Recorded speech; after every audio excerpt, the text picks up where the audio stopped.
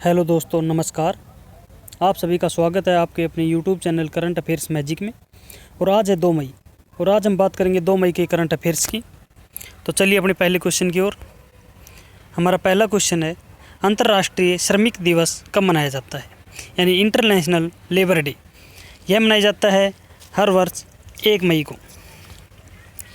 और यह 1891 में पहली बार 1 मई को इसको औपचारिक रूप से अंतर्राष्ट्रीय श्रम दिवस के रूप में मनाए जाने की घोषणा की थी।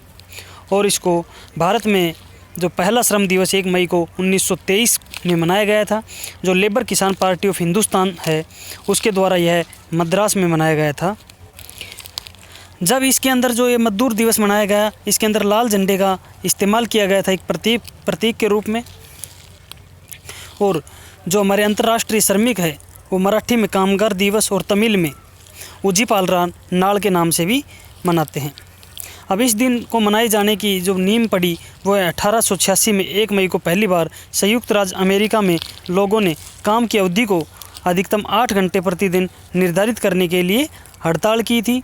और जिसमें 4 मई को शिकागो के हेमा थिएटर स्क्वायर में एक बम विस्फोट हुआ जिसमें कई लोगों की मौत हो गई थी और उसके बाद में अन्य लोग गंभीर रूप से घायल हो गए थे, जिसमें हमारी समाजवादी अखिल राष्ट्रीय संगठन ने इस घटना में मरने वालों की स्मृति में 1 मई को अंतर्राष्ट्रीय श्रम दिवस मनाने की पूरे विश्व में श्रम कल्याण को बढ़ावा देने की शुरुआत की थी। जो हमारे अंतर्राष्ट्रीय श्रम संगठन का हेडक्वार्टर है वो जिनेवा स्विट्ज़रलैंड में है और इसके अध्यक्ष हैं वो हैं गाय राइड।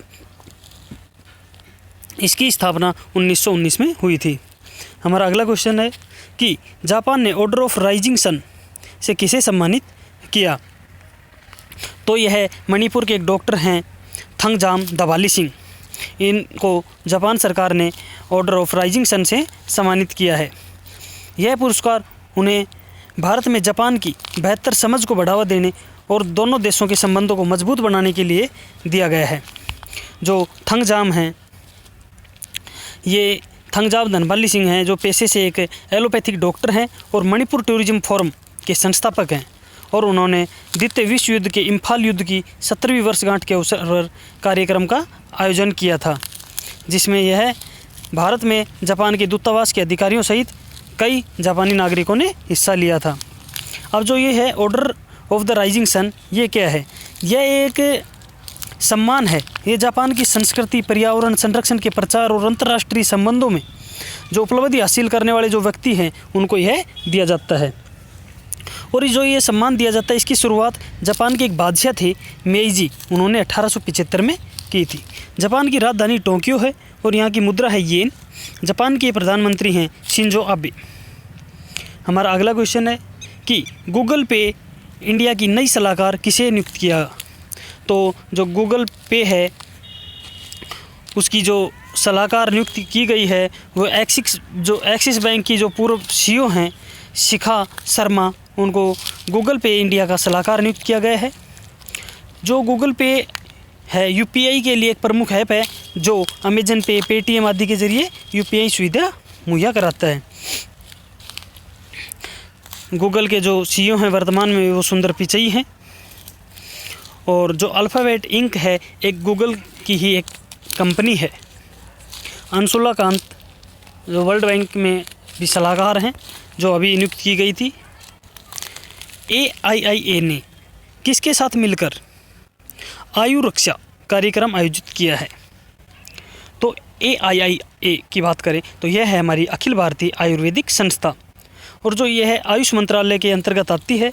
और इसने दिल्ली पुलिस के साथ मिलकर आयु रक्षा कार्यक्रम का आयोजन किया है, जो कोरोना से जंग लड़ रही है। यानी कि इसका मतलब है कोरोना से जंग दिल्ली पुलिस के संग। इस कार्यक्रम का शीर्षक रखते हुए इन्होंने यह आयोजन किया। इसमें आयुर्वेदिक और इम्यूनिटी बूस्टिंग के उपाय बताए गए। और आजकल यही हो रहा है, जो कोविड-19 है इतनी तेज़ी से बढ़ रहा है तो हर कोई उसके प्रति एक कार्यक्रम चला रहा है, अभियान चला रहे हैं और उसमें ह्यूमैनिटी सिस्टम बढ़ाने के ही उपचार बताए जा रहे हैं, या रक्षा के या सुरक्षा के या अपने आप को बचाव के उपाय बताए जा रहे हैं। यहाँ जो हमारे आयुर्वेद, योगा, प्राकृतिक चिकित्सा, यूनानी सिद्धता, होम्योपैथिक मंत्रालय के राज्य मंत्री हैं वो हैं श्रीपाद येसो नायक। हमारा अगला क्वेश्चन है कि विकास अभय ऋण योजना किस बैंक ने शुरू की? तो जो विकास अभय ऋण योजना है यह भी कोविड-19 के अंदर महामारी के कारण जो बाधित हुए हैं उनके लिए ही कर्नाटक विकास ग्रामीण बैंक ने की है। जो कर्नाटक विकास ग्रामीण बैंक है इसका हेडक्वार्टर धारवाड़ कर्नाटक में है और इसके अध्यक्ष हैं पी गोपी कृष्ण। जो हमारा जो है कर्नाटक विकास ग्रामीण बैंक यह सूक्ष्म, लघु और मध्यम उद्योग हैं उनको उधारकर्ताओं को राहत देने के लिए एक विकास अभियान नामक यह ऋण योजना इसने शुरू की है। अब यह जो ऋण योजना है ये मौजूद में जो भी उनकी MSME यानी कि जो भी लघु मध्यम ग्राहक हैं उनके लिए होगी और ये 29 फरवरी तक ये नियमित चालू रहेगी। और इसमें क्या होगा कि 1 लाख रुपए तक का यहाँ पर इनको ऋण दिया जाएगा और जिसके लिए कोई सिक्योरिटी नहीं ली जाएगी और उधारकर्ता को यह 3 साल में उनको चुकाना होगा। हमारा अगला क्वेश्चन है कि सऊदी अरब की अध्यक्षता में आयोजित किया गया असाधारण वर्चुअल G20 डिजिटल इकोनॉमी, यह एक G20 के द्वारा आयोजन किया गया। इसमें इकोनॉमी मंत्रियों का शिखर सम्मेलन, इसमें भारत की ओर से किसने प्रतिनिधित्व किया? तो ये किया रविशंकर प्रसाद ने। और रविशंकर प्रसाद है ये हमारे केंद्रीय कानून और न्याय, संचार और इलेक्ट्रॉनिक और सूचना प्रौद्योगिकी मंत्री हैं। इन्होंने भारत की तरफ से प्रतिनिधित्व किया। और इस वर्चुअल शिखर सम्मेलन में 19 अन्य यानी G20 सदस्यों के डिजिटल मंत्री हैं जिनको आमंत्रित देशों और अंतर्राष्ट्रीय संगठनों ने भी भाग लिया है। हमारा अगला क्वेश्चन है कि वी विल विन अभियान स्वास्थ्य कर्मियों को सम्मानित करने के लिए किसने शुरू किया है? तो जो हमारा फीफा है यानी federation international D football association, इसने जो हमारे डॉक्टर यानी स्वास्थ्य कर्मी हैं वो कोविड-19 से लड़ रहे हैं तो उनको सम्मानित करने के लिए उन्होंने वी विल विन की शुरुआत की है। अब एक विशेष रूप से इनको वीडियो संदेश जारी किया है उन्होंने, जिसमें कोविड-19 है महामारी, उसके दौरान जो समाज को सुचारू रूप से रखने के लिए, सजग रखने के लिए, और उस वीडियो के अंदर एक भारत के पूर्व फुटबॉल कप्तान भाईचुंग भूटिया भी शामिल हैं, जिसमें 50 पुराने और वर्तमान स्टार फुटबॉल खिलाड़ियों में से एम्बेसडर के तौर पर इन्हें चुना गया है। जो फीफा है उसके अध्यक्ष हैं गियानी इन्फेंटिनो और इसकी स्थापना हुई थी 21 मई 1904 को। मुख्यालय है ज्यूरिख, स्विट्जरलैंड में। हमारा अगला क्वेश्चन है कि मनरेगा के तहत सबसे ज़्यादा रोजगार देने वाला राज्य कौन सा बना? यानी मनरेगा रोजगार, 100 दिन का रोजगार, हर घर के लिए रोजगार, यह रोजगार देने वाला एक छत्तीसगढ़ राज्य है जिसने अभी तक सबसे ज़्यादा मनरेगा के तहत रोजगार दिए हैं। छत्तीसगढ़ में कुल 18.52 लाख मजदूर मनरेगा में कार्यरत हैं। अगर वैसे यहाँ पर ग्रामीण विकास मंत्रालय के आंकड़ों के अनुसार देखा जाए तो छत्तीसगढ़ में पूरे देश में मनरेगा के तहत लगभग 24% नौकरियाँ दी गई हैं। और लॉकडाउन के बावजूद कुल 18,51,536 श्रमिक है जिन्होंने छत्तीसगढ़ की 9,883 ग्राम पंचायतों में मनरेगा के तहत दिन में कार्य किया है। जो केंद्रीय ग्रामीण विकास मंत्री हैं वो नरेंद्र सिंह तोमर हैं और छत्तीसगढ़ के मुख्यमंत्री हैं भूपेश बघेल और राज्यपाल अनुसुईया उइके हैं। हमारा अगला क्वेश्चन है कि निक्केई एशिया पुरस्कार 2020 किसको दिया जाएगा? तो जो निक्केई एशिया पुरस्कार 2020 है यह टी प्रदीप यानी कि थल्लपिल प्रदीप को दिया जाएगा। ये भारत के निवासी हैं और इनको यह विज्ञान और प्रौद्योगिकी के अंदर दिया जाएगा।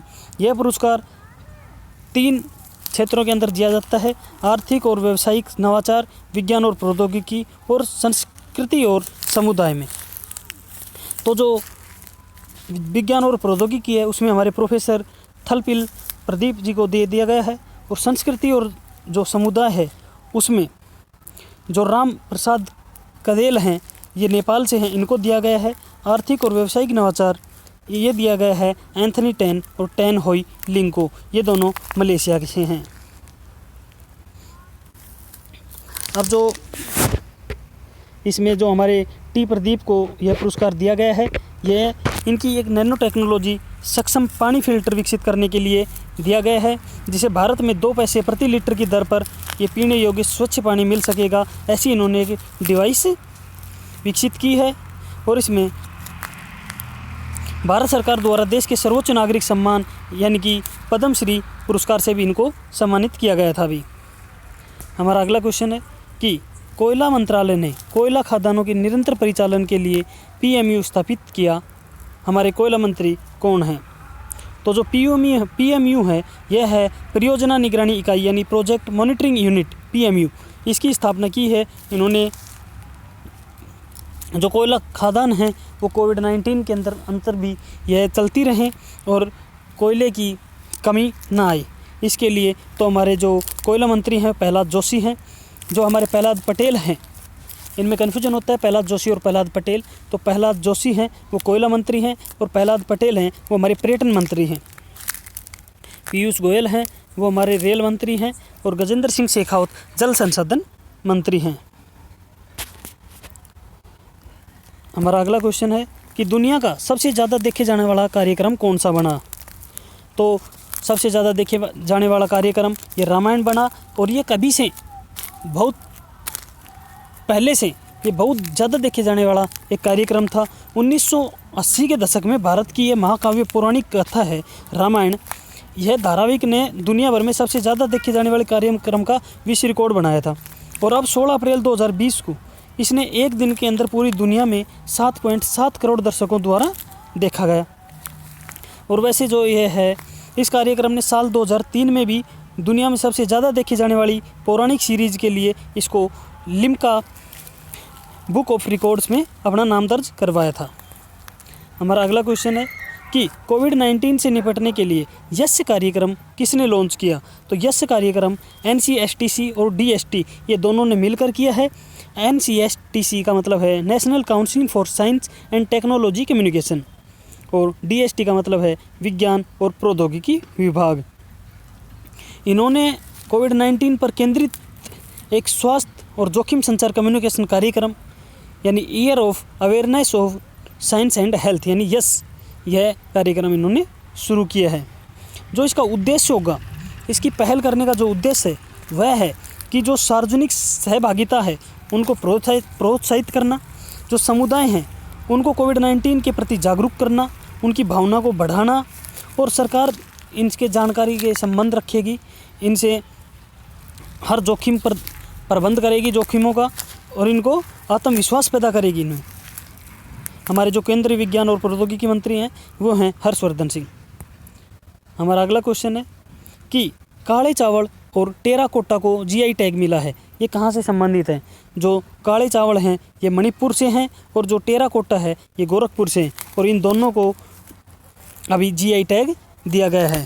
अब बात करें तो जो मणिपुर के काले चावल हैं इनको चाक हाओ भी कहा जाता है और इनको यह वैसे तमिलनाडु की एक कोविलपट्टी की कदलाई मित्तई है, इसको भी GI टैग दिया गया है। GI टैग का मतलब होता है जोग्राफिकल इंडिकेशन यानी भौगोलिक संकेत। अब जो बात करें हम मणिपुर की सरकार है तो इसमें जो काले चावल चाक हाओ इसके उत्पादन संघ के द्वारा दायरा किया गया था और मणिपुर सरकार ने कृषि विभाग और जो पूर्वोत्तर क्षेत्र कृषि विपणन निगम है इनका उसके द्वारा इसमें सहायता दी गई थी। इसके लिए यह इसको GI टैग मिल पाया। और जो गोरखपुर का टेराकोटा है उसके लिए उत्तर प्रदेश के जो लक्ष्मी टेराकोटा मूर्ति कला केंद्र है उसके द्वारा आवेदन दायर किया गया था। अब जो ब्लैक राइस या काला चावल इसकी बात करें तो इस चावल की किस्म मतलब जो चावल है हमारा चावल आता है वाइट कलर का, उससे गहरा काला रंग होता है और इसका वज़न जो बाकी चावल आते हैं उनकी तुलना में अधिक होता है। चावल अधिक वजन और इसका काला रंग ये मुख्य रूप से एंथोसाइनिन एजेंट के कारण होता है और यह चावल मिठाई दलिया बनाने के लिए उपयुक्त माना जाता है। जो गोरखपुर का टेराकोटा है यह लगभग 100 वर्ष पुराना है और यह हस्तशिल्पियों द्वारा प्राकृतिक रूप से पाई जाने वाली जो दोमट मिट्टी है उससे तैयार की गई छोटी छोटी आकृतियों और मूर्तियों का पकने के बाद लाल रंग खुद ब खुद निखर कर सामने आता है। अब इसमें खास बात यह भी है कि जो दीपदान हो या मोर, नक्काशी किए हुए झूमर, लैंप और पंछियों की आकृतियाँ या फिर 5 फीट का हाथी बनाने में चाक या सांचे का उपयोग नहीं होता। शिल्पकार हाथों से इसे गढ़ देते हैं। जो कोविलपट्टी कदलाई मितली है जो तमिलनाडु का है, इसमें ये तमिलनाडु के दक्षिणी भागों में बनाई जाने वाली मूंगफली की कैंडी है। और मूंगफली और गुड़ से जो कैंडी को तैयार किया जाता है, इसमें विशेष रूप से थामीवरानी नदी के पानी का उपयोग किया जाता है। और उड़ीसा के रसगुल्ले को जीआई टैग दिया गया था।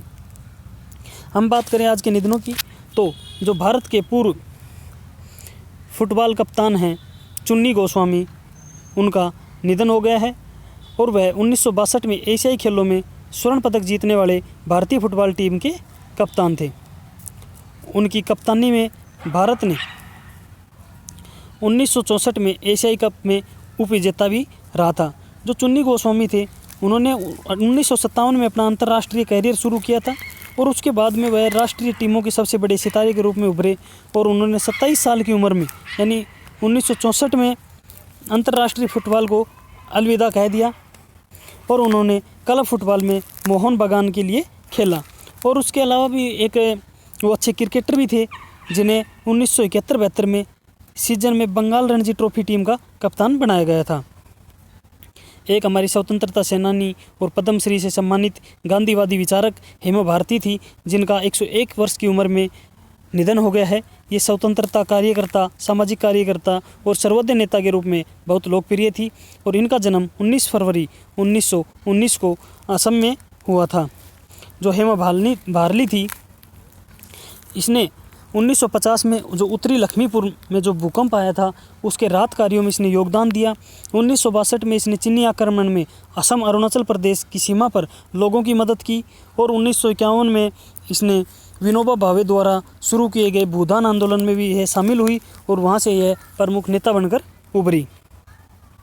अब 2005 में इन्हें डॉक्टर APJ अब्दुल कलाम के द्वारा भारत का जो चौथा सबसे बड़ा नागरिक पुरस्कार है पद्मश्री, उससे भी इसको सम्मानित किया गया। और इन्हें जो राष्ट्रीय एकता के लिए फखरुद्दीन अली अहमद मेमोरियल पुरस्कार से भी सम्मानित किया गया था। इसने 2006 में जो गृह मंत्रालय के तहत सांप्रदायिक सद्भाव के लिए इन्हें राष्ट्रीय फाउंडेशन ने राष्ट्रीय सांप्रदायिक सद्भावना पुरस्कार से भी सम्मानित किया गया था। तो धन्यवाद दोस्तों, आज के लिए इतना ही। मिलते हैं नए वीडियो में नए अपडेट्स के साथ। Thank you.